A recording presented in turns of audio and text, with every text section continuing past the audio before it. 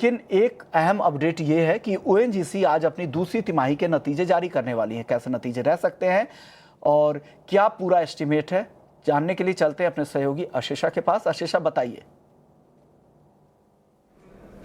बिल्कुल, ओएनजीसी के नतीजों की बात करें तो सीक्वेंशियल बेसिस पर अच्छे नतीजे एक्सपेक्टेड है। याद रखिए, सीक्वेंशियल बेसिस पर क्रूड ऑयल के प्राइसेस बढ़े हैं ग्लोबल मार्केट में, जिसका डायरेक्ट इम्पैक्ट कंपनी के रियलाइजेशंस पर दिखेगा। रियलाइजेशंस बढ़ते हुए नजर आएंगे और इसी के चलते सीक्वेंशियल बेसिस पर अच्छे नतीजे एक्सपेक्टेड है। लेकिन सालाना आधार पर ग्रॉस और नेट क्रूड ऑयल रियलाइजेशंस घटे हैं और इसी के चलते यहाँ पर नेगेटिव रिएक्शन दिखेगा। नेट सेल्स 33 करोड़ के आसपास एक्सपेक्टेड है, 33,000 करोड़ के आसपास, जो 3% का ग्रोथ होगा सीक्वेंशियल बेसिस पर। मार्जिन्स 58.2% पर लार्जली स्टेडी रहेंगे और 58.3% कंपनी ने प्रीवियस क्वार्टर में रिपोर्ट किए थे। जैसे मैंने बताया, गैस रियलाइजेशंस और क्रूड ऑयल रियलाइजेशंस में तेज़ी दिखेगी।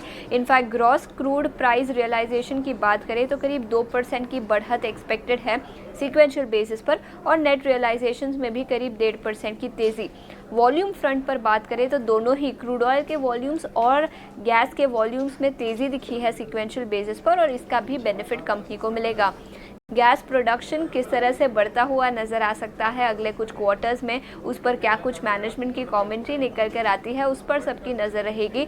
लेकिन ऑल इन ऑल रियलाइजेशंस बढ़ने की उम्मीद है, क्रूड ऑयल प्राइसेस बढ़े हैं जिसके चलते, और इसी के चलते सीक्वेंशियल बेसिस पर अच्छे नतीजे ओएनजीसी से एक्सपेक्टेड है इस तिमाही में।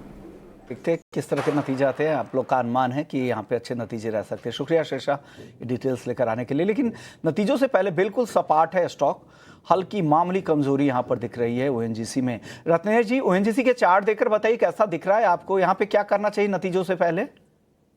ओएनजीसी देखिए, अभी थोड़ा-सा कंसोलिडेशन ज़ोन में 255-56 के ऊपर नहीं निकला है। जब तक मुझे नहीं लगता कोई फ्रेश ब्रेकआउट यहाँ पे या फ्रेश तेज़ी देखने को मिलेगी, उसके बाद में थोड़ी-सी तेज़ी करना चाहिए। जब तक थोड़ा-सा वेट करें, नीचे में ₹245 की सपोर्ट है, तो ओवरऑल मुझे ऐसा लगता है ₹10 की रेंज में कंसोलिडेशन करेगा। तो रिजल्ट नतीजे आने के बाद में फिर कुछ एक आइदर साइड मूव देख सकते हैं। ओके, तो ओएनजीसी को लेकर ये राय है। शुक्रिया सर। लेकिन जाने से पहले आपने ढेर सारे स्टॉक पे राय दी है, इससे जुड़े हुए डिस्क्लेमर क्या है सर? जो भी हमने राय दी, हो सकता है वो हमारे क्लाइंटों के पास में या कंपनी पोर्टफोलियो मेरे या मेरा निजी निवेश के अंदर नहीं। ओके, शुक्रिया आपका एक बार फिर से। चलिए बाजार